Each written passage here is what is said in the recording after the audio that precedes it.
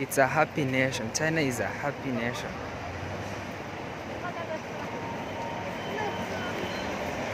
This is the Shanghai, man. It's so beautiful. Shanghai, they integrate nature in their development.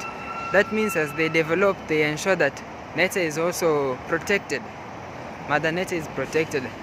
That's why you see very beautiful trees, flowers.